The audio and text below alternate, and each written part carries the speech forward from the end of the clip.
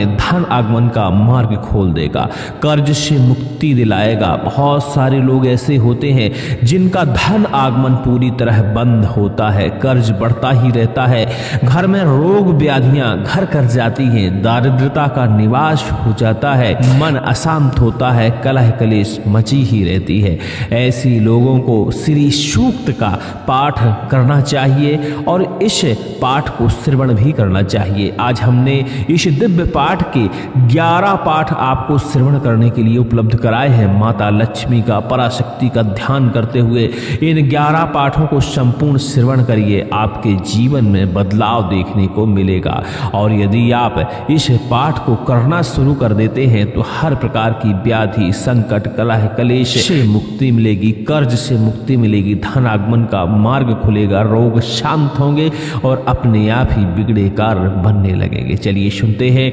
इस दिव्य पाठ को और माता लक्ष्मी का ध्यान करते हैं। सुनते रहिए। ओम हिरण्यवर्णां हरणीं सुवर्ण रजतस्रजां चंद्रां हिरण्मयीं लक्ष्मीं जातवेदो मावह तां मावह जातवेदो लक्ष्मीमनपगामिनीं यस्यां हिरण्यं विन्देयं गामस्वं पुरुषानहम् अश्वपूर्वां रथमध्याम् हस्तिनादप्रमोदनीं श्रियं देवीमुपहवे धीरमा देवीं जुषतां कां सुस्मितां हिरण्यप्राकारां माद्रां ज्वलन्तीं तृप्तां तर्पयन्तीं पदमे स्थितां पद्मवर्णां तामिहोपभवे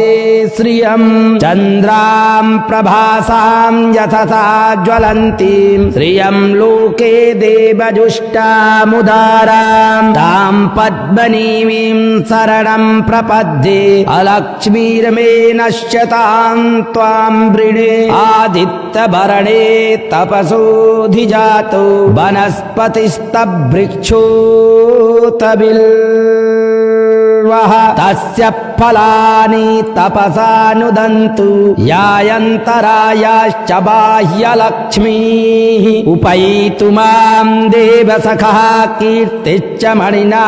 सह प्रादुरभूतोऽस्मि राष्ट्रेऽस्मिन् कीर्तिमृद्धिं ददातु मे क्षुत्पिपाशामलां ज्येष्ठामलक्ष्मीं नाशयाम्यहम् अभूतिम् असमृद्धिं च सर्वां निरनुद मे गृहा गन्धद्वारां दुराधर्षां नित्यपुष्टां करीषणीं ईश्वरीं सर्वभूतानां तामिहोपभवे श्रियं मनसः काममाकूतिं वाचः सत्यमसीमहि पशूनां रूपमन्नस्य मयि श्रीः श्रयतां यशः कर्दमेन प्रजाभूता मयि सम्भव कर्दमा श्रियं भाषय मे कुले मातरं पद्ममालनीं आपः सृजन्तु स्नग्धानि चिकलीतबस मे गृहे निच देवीं मातरं श्रियं वासय मे कुले आर्द्रां पुष्करणीं पुष्टिं पिङ्गलां पद्ममालनीं चन्द्रां हिरण्मयीं लक्ष्मीं जातवेदो मावह आर्द्रां यः करणीं यष्टिं सुवर्णां हेममालनीं सूर्यां हिरण्मयीं लक्ष्मीं जातवेदो मावह तां मावह जातवेदो लक्ष्मीमनपगामिनी यस्यां हिरण्यं प्रभूतं गावो दास्यस्वानविन्देयं पुरुषानहम् यः शुचिः प्रयतो भूत्वा जुह्यादाज्यमन्वहम् सूक्तं पञ्चदशर्चं च श्रीकामः सततं जपे ॐ महालक्ष्म्यै च विद्महे विष्णुपत्न्यै च धीमहि तन्नो लक्ष्मी प्रचोदयात्। ॐ हिरण्यवर्णां हरणीं सुवर्णरजतस्रजां चन्द्रां हिरण्मयीं लक्ष्मीं जातवेदो मावह तां वह जात वेदो लक्ष्मीमनपगामनीं यस्यां हिरण्यं विन्देयं गामस्वं पुरुषानहम् अश्वपूर्वां रथमध्यां हस्तिनादप्रमोदनीं श्रियं देवीमुपहवे धीरमा देवीं जुषतां कां सुस्मितां हिरण्यप्राकारां माद्रां ज्वलन्तीं तृप्तां तर्पयन्तीं पदमे स्थितां पद्मवर्णां तामिहोपभवे श्रियं चन्द्रां प्रभासां यथसा ज्वलन्तीं श्रियं लोके देवजुष्टामुदारां तां पद्मनीमीं शरणं प्रपद्ये अलक्ष्मीर्मे नश्यतां त्वां वृणे आदित्यभरणे तपसोऽधिजातो वनस्पतिस्तवृक्षोऽतबिल्वः तस्य फलानि तपसानुदन्तु यायन्तरायाश्च बाह्यलक्ष्मीः उपैतु मां देवसखः कीर्तिश्च मणिना सह प्रादुरभूतोऽस्मि राष्ट्रेऽस्मिन् कीर्तिमृद्धिं ददातु मे चुत्पिपाशामलां ज्येष्ठामलक्ष्मीं नाशयाम्यहम् अभूतिम् असमृद्धिं च सर्वां निरनुद मे गृहा गन्धद्वारां दुराधर्षां नित्यपुष्टां करीषणीं ईश्वरीं सर्वभूतानां तामिहोपभवे श्रियं मनसः काममाकूतिं वाचः सत्यमसीमहि पशूनां रूपमन्नस्य मयि श्रीः श्रयतां यशः कर्दमेन प्रजाभूता मयि सम्भव कर्दमा श्रियं वाशय मे कुले मातरं पद्ममालनीम् आपः सृजन्तु स्नग्धानि चिकलीतबस मे गृहे निच देवीं मातरं श्रियं वासय मे कुले आर्द्रां पुष्करणीं पुष्टिं पिङ्गलां पद्ममालनीं चन्द्रां हिरण्मयीं लक्ष्मीं जातवेदो महावः आर्द्रां यः करणीं यष्टिं सुवर्णां हेममालनीं सूर्यां हिरण्मयीं लक्ष्मीं जातवेदो महावः महावः जातवेदो लक्ष्मीमनपगामनी यस्यां हिरण्यं प्रभूतं गावो दास्सु स्वानविन्देयं पुरुषानहं यः शुचिः प्रयतो भूत्वा जुह्यादाज्यमन्वहम् सूक्तं पञ्चदशर्चं च श्रीकामः सततं जपे ॐ महालक्ष्म्यै च विद्महे विष्णुपत्न्यै च धीमहि तन्नो लक्ष्मी प्रचोदयात् ॐ हिरण्यवर्णां हरणीं सुवर्णरजतस्रजां चन्द्रां हिरण्मयीं लक्ष्मीं जातवेदो महावः तां मावः जातवेदो लक्ष्मीमनपगामनीं यस्यां हिरण्यं विन्देयं गामस्वं पुरुषानहम् अश्वपूर्वां रथमध्यां हस्तिनादप्रमोदनीं श्रियं देवीमुपहवे धीरमा देवीं जुषतां कां सुस्मितां हिरण्यप्राकारां माद्रां ज्वलन्तीं तृप्तां तर्पयन्तीं पदमे स्थितां पद्मवर्णां तामिहोपभवे श्रियं चन्द्रां प्रभासां यथसा ज्वलन्तीं श्रियं लोके देवजुष्टामुदारां तां पद्मनीमीं शरणं प्रपद्ये अलक्ष्मीर्मे नश्यतां त्वां वृणे आदित्यभरणे तपसोऽधिजातो वनस्पतिस्तवृक्षोऽतबिल्वः तस्य फलानि तपसा नुदन्तु यायन्तरायाश्च बाह्यलक्ष्मीः उपैतु मां देवसखः कीर्तिश्च मणिना सह प्रादुरभूतोऽस्मि राष्ट्रेऽस्मिन् कीर्तिमृद्धिं ददातु मे क्षुत्पिपाशामलां ज्येष्ठामलक्ष्मीं नाशयाम्यहम् अभूतिं असमृद्धिं च सर्वां निरनुद मे गृहा गन्धद्वारां दुराधर्षां नित्यपुष्टां करीषणीम् ईश्वरीं सर्वभूतानां तामिहोपभवे श्रियम् मनसः काममाकूतिं वाचः सत्यमसीमहि पशूनां रूपमन्नस्य मयि श्रीः श्रयतां यशः कर्दमेन प्रजाभूता मयि सम्भव कर्दमा श्रियं वाशय मे कुले मातरं पद्ममालनीम् आपः सृजन्तु स्नग्धानि चिकलीतबस मे गृहे निच देवीं मातरं श्रियं वासय मे कुले आर्द्रां पुष्करणीं पुष्टिं पिङ्गलां पद्ममालनीं चन्द्रां हिरण्मयीं लक्ष्मीं जातवेदो महावः आर्द्रां यः करणीं यष्टिं सुवर्णां हेममालनीं सूर्यां हिरण्मयीं लक्ष्मीं जातवेदो महावः तां महावः जातवेदो लक्ष्मीमनपगामनि यस्यां हिरण्यं प्रभूतं गावो दास्वस्वानविन्देयं पुरुषानहं यः शुचिः प्रयतो भूत्वा जुह्यादाज्यमन्वहम् सूक्तं पञ्चदशर्चं च श्रीकामः सततं जपे ॐ महालक्ष्म्यै च विद्महे विष्णुपत्न्यै च धीमहि तन्नो लक्ष्मी प्रचोदयात् ॐ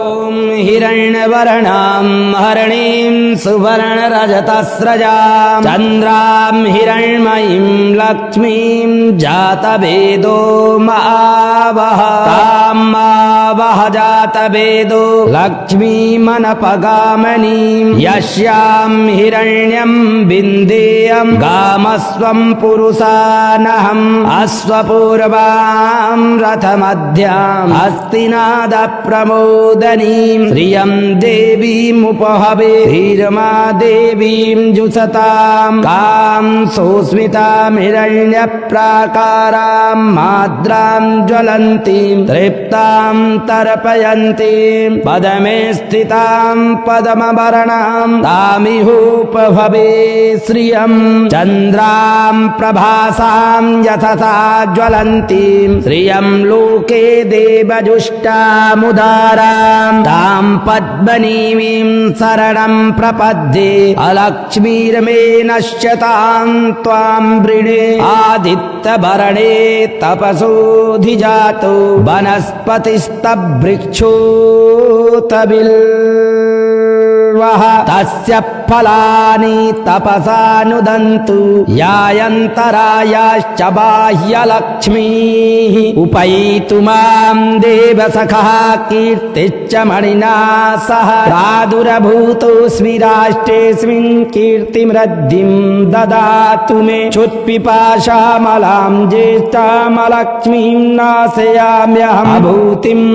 असमृद्धिं च सर्वां निरनुद मे गृहा गन्धद्वारां दुराधर्षां नित्यपुष्टां करीषणीम् ईश्वरीं सर्वभूतानां तामिहोपभवे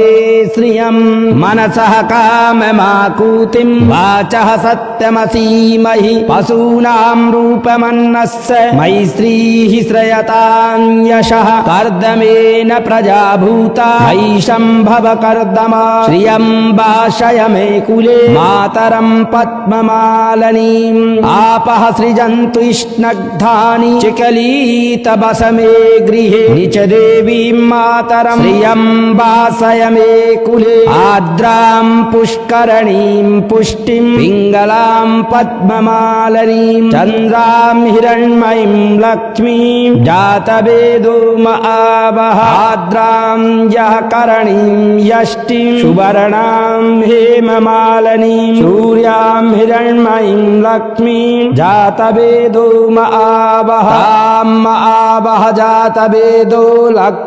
लक्ष्मीमनपगामनि यस्यां हिरण्यं प्रभूतं गावो दास्सु स्वानविन्देयं पुरुषानहं यः शुचिः प्रयतो भूत्वा जुह्यादाज्यमन्वहं सूक्तं पञ्चदशर्चं च श्रीकामः सततं जपे ॐ महालक्ष्म्यै च विद्महे विष्णुपत्न्यै च धीमहि तन्नो लक्ष्मी प्रचोदयात् ॐ हिरण्यवर्णां हरणीं सुवर्णरजतस्रजां चन्द्रां हिरण्मयीं लक्ष्मीं जातवेदो महावः तां महावः जातवेदो लक्ष्मीमनपगामनीं यस्यां हिरण्यं विन्देयं गामस्वं पुरुषानहम् अश्वपूर्वां रथमध्याम् हस्तिनादप्रमोदनीं श्रियं देवीमुपहवे धीरमा देवीं जुषतां कां सुस्मितां हिरण्यप्राकारां माद्रां ज्वलन्तीं तृप्तां तर्पयन्तीं पदमे स्थितां पद्मवर्णां तामिहोपभवे श्रियं चन्द्रां प्रभासां यशसा ज्वलन्तीं श्रियं लोके देवजुष्टामुदारां तां पद्मनीमीं शरणं प्रपद्ये अलक्ष्मीर्मे नश्यतां त्वां वृणे आदित्यभरणे तपसोऽधिजातो वनस्पतिस्तवृक्षोतबिल्वः तस्य फलानि तपसानुदन्तु यायन्तरायाश्च बाह्यलक्ष्मीः उपैतु मां देवसखः कीर्तिश्च मणिना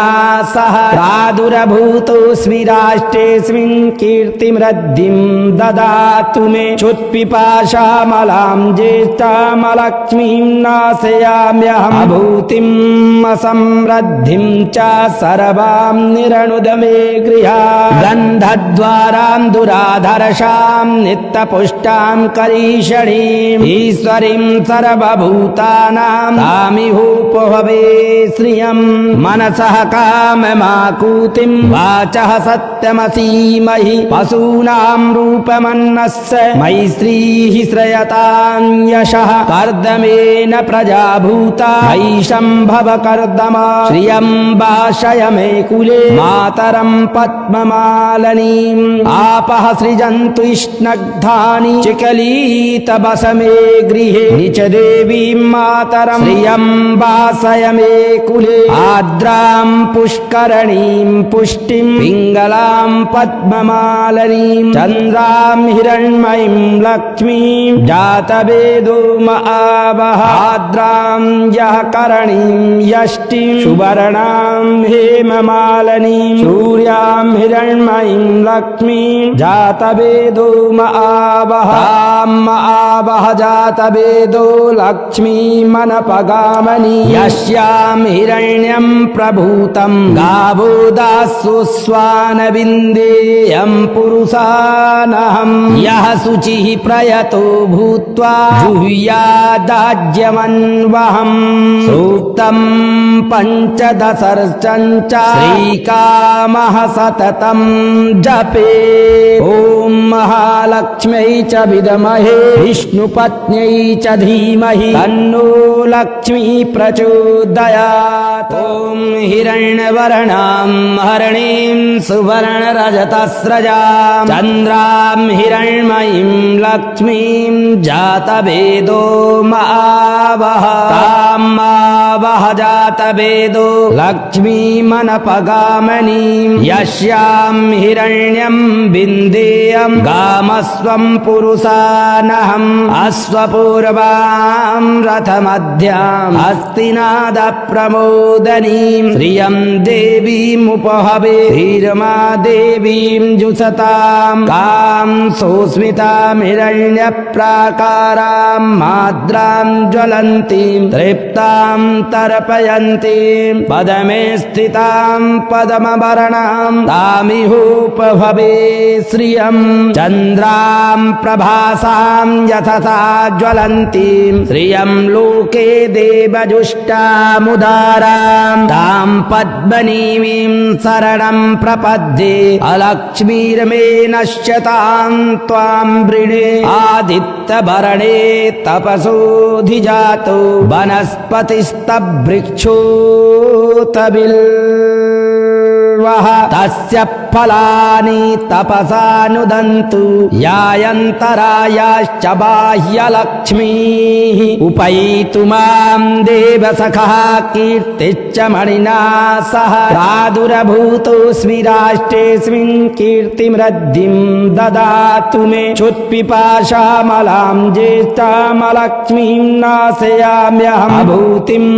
असमृद्धिं च सर्वां निरनुद मे गृहा गन्धद्वारां दुराधर्षां नित्यपुष्टां करीषणीम् ईश्वरीं सर्वभूतानां तामिहोपहवे श्रियं मनसः काममाकूतिं वाचः सत्यमसीमहि पशूनां रूपमन्नस्य मयि श्रीः श्रयतां यशः कर्दमेन प्रजाभूता वैशम्भव कर्दमा श्रियं भाषय मे कुले मातरं पद्ममालनीम् आपः सृजन्तु स्नग्धानि चिकलीतबस मे गृहे निच देवीं मातरं श्रियं वासय मे कुले आर्द्रां पुष्करणीं पुष्टिं पिङ्गलां पद्ममालनीं चन्द्रां हिरण्मयीं लक्ष्मीं जातवेदो महावः आर्द्रां यः करणीं यष्टिं सुवर्णां हेममालनीं सूर्यां हिरण्मयीं लक्ष्मीं जातवेदो महावः तां महावः जातवेदो लक्ष्मीमनपगामनि यस्यां हिरण्यं प्रभूतं गावो दास्युस्वानविन्देयं पुरुषानहं यः शुचिः प्रयतो भूत्वा जुह्यादाज्यमन्वहं सूक्तं पञ्चदशर्चं च श्रीकामः सततं जपे ॐ महालक्ष्म्यै च विद्महे विष्णुपत्न्यै च धीमहि तन्नो लक्ष्मी प्रचोदयात् ॐ हिरण्यवर्णां हरणीं सुवर्णरजतस्रजां चन्द्रां हिरण्मयीं लक्ष्मीं जातवेदो महावः तां महावः जातवेदो लक्ष्मीमनपगामनीं यस्यां हिरण्यं विन्देयं गामस्वं पुरुषानहम् अश्वपूर्वां रथमध्याम् हस्तिनादप्रमोदनीं श्रियं देवीमुपहवे धीरमा देवीं जुषतां कां सुस्मितां हिरण्यप्राकारां माद्रां ज्वलन्तीं तृप्तां तर्पयन्तीं पदमे स्थितां पद्मवर्णां तामिहोपभवे श्रियं चन्द्रां प्रभासां यथसा ज्वलन्तीं श्रियं लोके देवजुष्टामुदारां तां पद्मनीमीं शरणं प्रपद्ये अलक्ष्मीर्मे नश्यतां त्वां वृणे आदित्यभरणे तपसोऽधिजातो वनस्पतिस्तवृक्षोऽतबिल्वः तस्य फलानि तपसानुदन्तु यायन्तरायाश्च बाह्यलक्ष्मीः उपैतु मां देवसखः कीर्तिश्च मणिना सह प्रादुरभूतोऽस्मि राष्ट्रेऽस्मिन् कीर्तिमृद्धिं ददातु मे क्षुत्पिपाशामलां ज्येष्ठामलक्ष्मीं नाशयाम्यहम् अभूतिम् असमृद्धिं च सर्वां निरनुद मे गृहा गन्धद्वारां दुराधर्षां नित्यपुष्टां करीषणीम् ईश्वरीं सर्वभूतानां तामिहोपभवे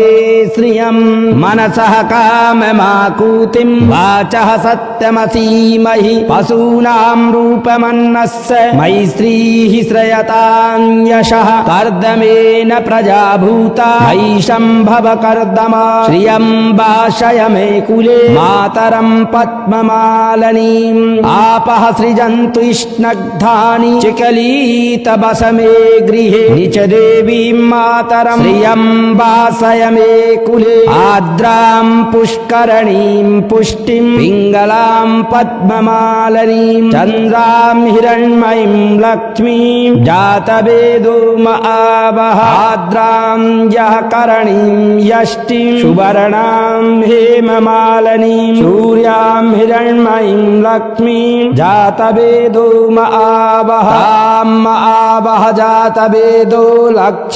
लक्ष्मीमनपगामनि यस्यां हिरण्यं प्रभूतं गावो दास्सु स्वानविन्देयं पुरुषानहं यः शुचिः प्रयतो भूत्वा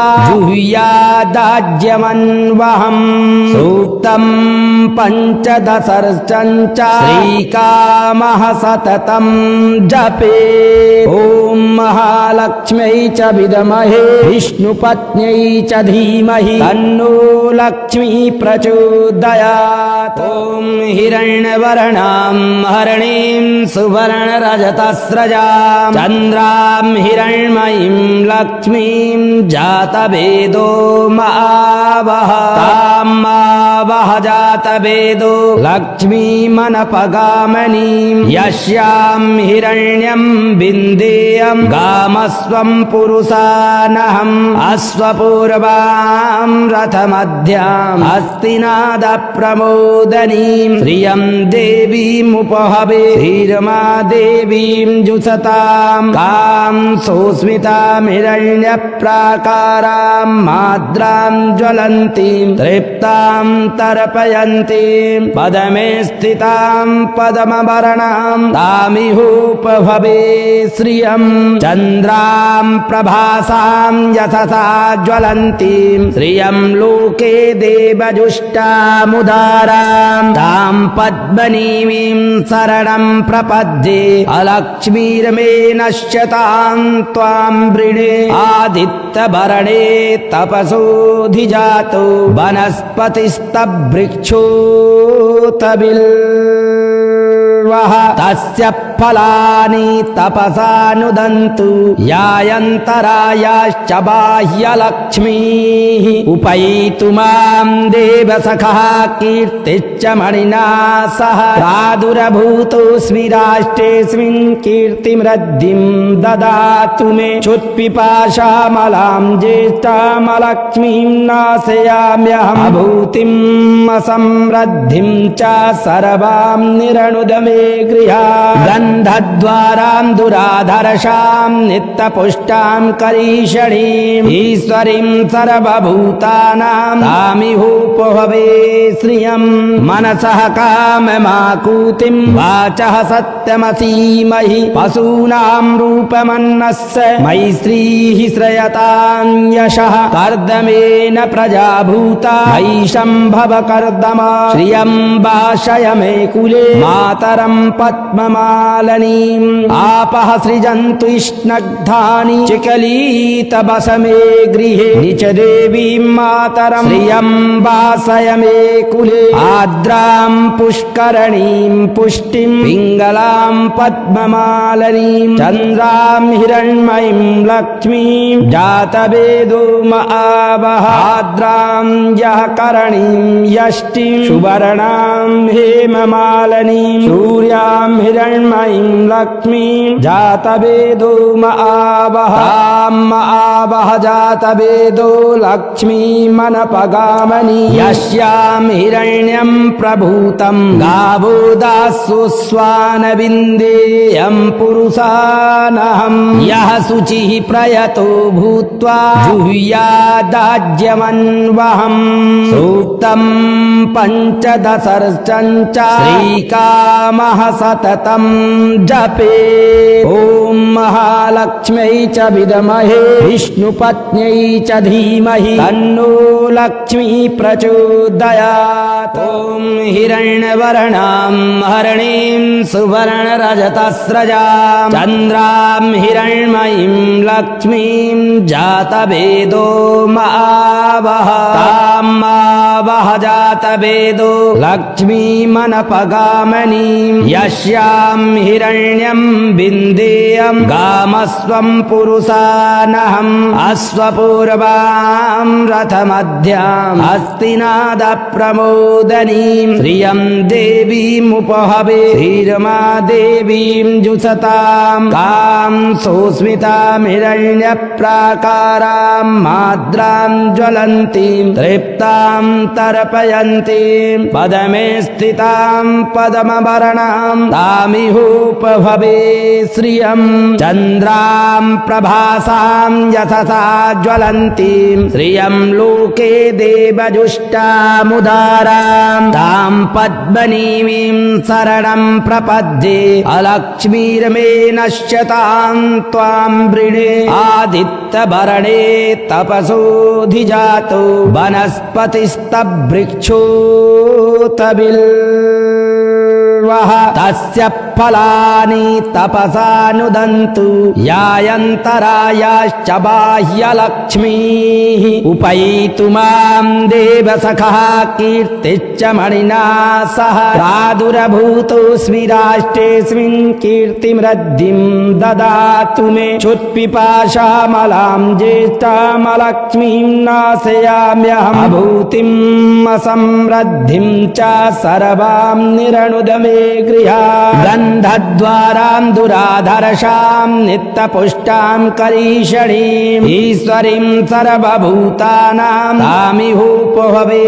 श्रियं मनसः काममाकूतिं वाचः सत्यमसीमहि पशूनां रूपमन्नस्य मयि श्रीः श्रयतां यशः कर्दमेन प्रजाभूता मयि सम्भव कर्दमा श्रियं वाशय मे कुले मातरं पद्ममालनीम् आपः सृजन्तु स्नग्धानि चिकलीतबस मे गृहे निच देवीं मातरं श्रियं वासय मे कुले आर्द्रां पुष्करणीं पुष्टिं पिङ्गलां पद्ममालनीं चन्द्रां हिरण्मयीं लक्ष्मीं जातवेदो महावः आर्द्रां यः करणीं यष्टिं सुवर्णां हेममालनीं सूर्यां हिरण्मयीं लक्ष्मीं जातवेदो महावः तां महावः जातवेदो लक्ष्मीमनपगामिनी यस्यां हिरण्यं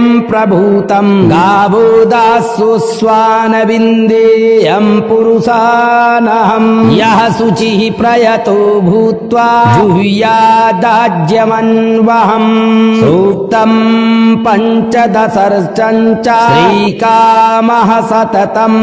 जपे। ॐ महालक्ष्म्यै च विद्महे विष्णुपत्न्यै च धीमहि तन्नो लक्ष्मी प्रचोदयात्। ॐ हिरण्यवर्णां हरिणीं सुवर्णरजतस्रजां चन्द्रां हिरण्मयीं लक्ष्मीं जातवेदो महावः तां मावः जातवेदो लक्ष्मीमनपगामिनीं यस्यां हिरण्यं विन्देयं गामस्वं पुरुषानहम् अश्वपूर्वां रथमध्यां हस्तिनादप्रमोदनीं श्रियं देवीमुपहवे श्रीरमा देवीं जुषतां कां सुस्मितां हिरण्यप्राकारां माद्रां ज्वलन्तीं तृप्तां तर्पयन्तीं पदमे स्थितां पद्मवर्णां तामिहोपभवे श्रियं चन्द्रां प्रभासां यशसा ज्वलन्तीं श्रियं लोके देवजुष्टामुदारां तां पद्मनीमीं शरणं प्रपद्ये अलक्ष्मीर्मे नश्यतां त्वां वृणे आदित्यवर्णे तपसोऽधिजातो वनस्पतिस्तवृक्षोऽतबिल्वः तस्य फलानि तपसानुदन्तु यायन्तरायाश्च बाह्यलक्ष्मीः उपैतु मां देवसखः कीर्तिश्च मणिना सह प्रादुरभूतोऽस्मि राष्ट्रेऽस्मिन् कीर्तिमृद्धिं ददातु मे क्षुत्पिपाशामलां ज्येष्ठामलक्ष्मीं नाशयाम्यहम् अभूतिम् असमृद्धिं च सर्वां निरनुद मे गृहा गन्धद्वारां दुराधर्षां नित्यपुष्टां करीषणीम् ईश्वरीं सर्वभूतानां तामिहोपभवे श्रियम् मनसः काममाकूतिं वाचः सत्यमसीमहि पशूनां रूपमन्नस्य मयि श्रीः श्रयतां यशः कर्दमेन प्रजाभूता मयि सम्भव कर्दमा श्रियं वाशय मे कुले मातरं पद्ममालनीम् आपः सृजन्तु स्नग्धानि चिकलीतबस मे गृहे निच देवीं मातरं श्रियं वासय मे कुले आर्द्रां पुष्करणीं पुष्टिं पिङ्गलां पद्ममालनीं चन्द्रां हिरण्मयीं लक्ष्मीं जातवेदो महावः आर्द्रां यः करणीं यष्टिं सुवर्णां हेममालनीं सूर्यां हिरण्मयीं लक्ष्मीं जातवेदो महावः तां महावः जातवेदो लक्ष्मीमनपगामनि यस्यां हिरण्यं प्रभूतं गावो दास्सु स्वानविन्देयं पुरुषानहं यः शुचिः प्रयतो भूत्वा जुह्यादाज्यमन्वहम् सूक्तं पञ्चदशर्चं च श्रीकामः सततं जपे ॐ महालक्ष्म्यै च विद्महे विष्णुपत्न्यै च धीमहि तन्नो लक्ष्मी प्रचोदयात् ॐ हिरण्यवर्णां हरणीं सुवर्णरजतस्रजां चन्द्रां हिरण्मयीं लक्ष्मीं जातवेदो महावः तां महावः जातवेदो लक्ष्मीमनपगामनीं यस्यां हिरण्यं विन्देयं गामस्वं पुरुषानहम् अश्वपूर्वां रथमध्याम् हस्तिनादप्रमोदनीं श्रियं देवीमुपहवे धीरमा देवीं जुषतां कां सुस्मितां हिरण्यप्राकारां माद्रां ज्वलन्तीं तृप्तां तर्पयन्तीं पदमे स्थितां पद्मवर्णां तामिहोपभवे श्रियं चन्द्रां प्रभासां यशसा ज्वलन्तीं श्रियं लोके देवजुष्टामुदारां तां पद्मनीमीं शरणं प्रपद्ये अलक्ष्मीर्मे नश्यतां त्वां वृणे आदित्यभरणे तपसोऽधिजातो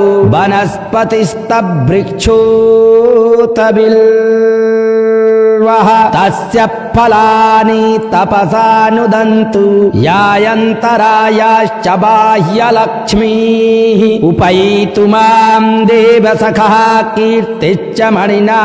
सह प्रादुरभूतोऽस्मि राष्ट्रेऽस्मिन् कीर्तिमृद्धिं ददातु मे क्षुत्पिपाशामलां ज्येष्ठामलक्ष्मीं नाशयाम्यहम् अभूतिम् असमृद्धिं च सर्वां निरनुद मे गृहा गन्धद्वारां दुराधर्षां नित्यपुष्टां करीषणीम् ईश्वरीं सर्वभूतानां तामिहोपभवे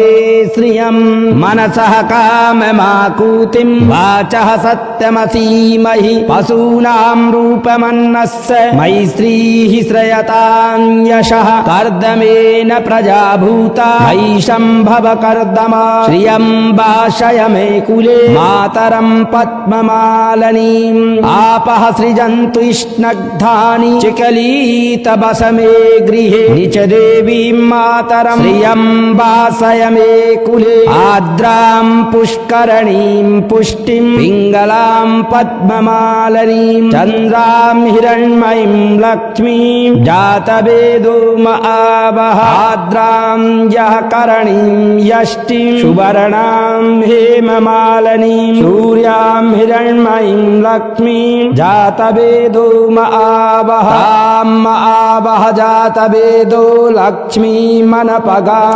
यस्यां हिरण्यं प्रभूतं गावो दास्सु स्वानविन्देयं पुरुषानहं यः शुचिः प्रयतो भूत्वा जुह्यादाज्यमन्वहम् सूक्तं पञ्चदशर्चं च श्रीकामः सततं जपे ॐ महालक्ष्म्यै च विद्महे विष्णुपत्न्यै च धीमहि तन्नो लक्ष्मी प्रचोदयात्।